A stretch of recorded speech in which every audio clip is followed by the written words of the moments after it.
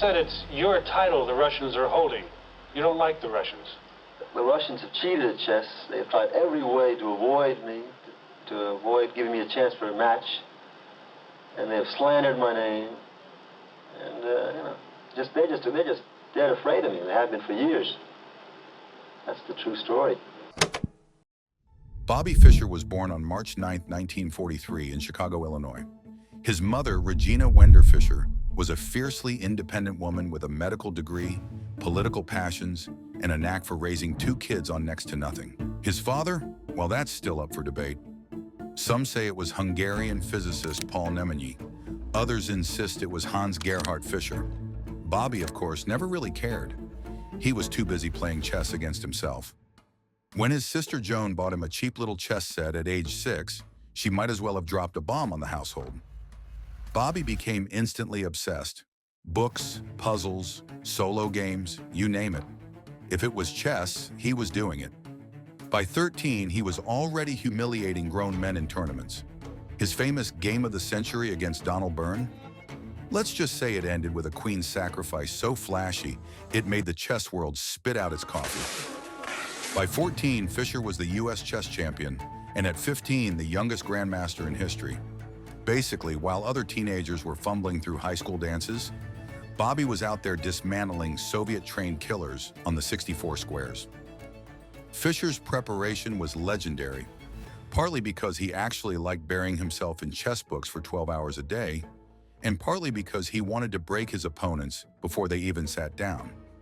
He dragged long-forgotten opening lines back into the spotlight and turned them into killing machines. The Najdorf Sicilian, the Ruy Lopez, the King's Indian are openings he would use to dominate his opponents. Unlike most players who specialized, Fischer could dominate with both e4 and d4. Translation: you had no clue what was coming at you, and he loved that. His own words summed it up best. I like the moment when I break a man's ego. Charming, right?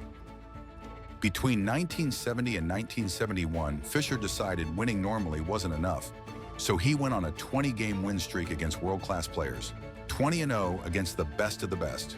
First, he wiped out Mark Taimanov 6-0. Then he did the exact same thing to Bent Larsen, another top contender. For dessert, he polished off former world champ Tigran Petrosyan. To put it bluntly, he wasn't just beating people, he was making them question their life choices. It was during this run that even the Soviets realized the crazy American kid wasn't just hype. He was basically a chess terminator. By the time Fischer reached the 1972 World Championship against Boris Spassky, the media was already billing it as America versus the Soviet Union. Fischer versus Spassky wasn't just a chess match. It was cultural theater, with pawns instead of nukes. Of course, Fischer being Fischer, he nearly tanked the whole thing before it started, refusing to play because of cameras, lighting, and probably the wrong kind of chair. The clock has now been started. It was officially 5 o'clock in Reykjavik. Spassky is obviously anxious about the whereabouts of Mr. Fischer. He forfeited Game 2 entirely. Down 0-2, he finally showed up, destroyed Spassky, and won the match 12-8.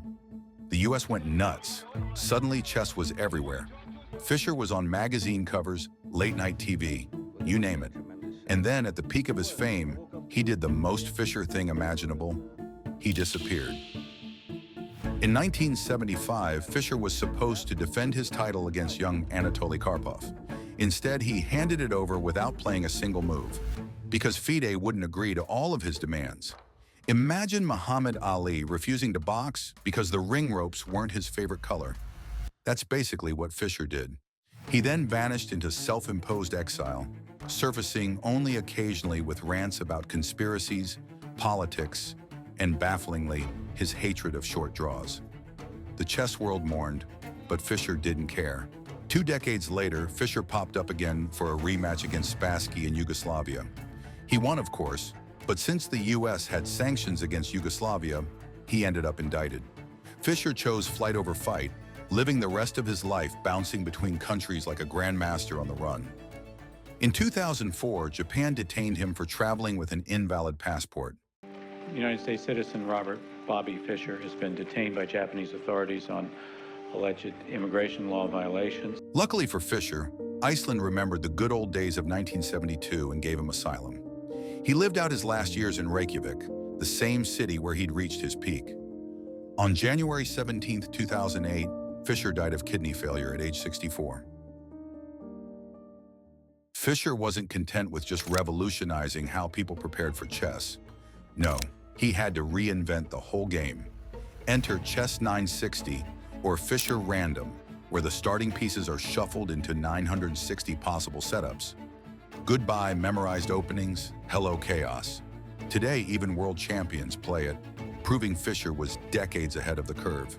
And then there's My 60 Memorable Games, his 1969 book that's basically the Bible of chess literature. Fischer's annotations are brutally honest, his analysis brilliant, and his games immortal. It's still required reading for anyone who wants to pretend they understand the game. Even modern giants like Hikaru Nakamura and Magnus Carlsen have bowed their heads in respect.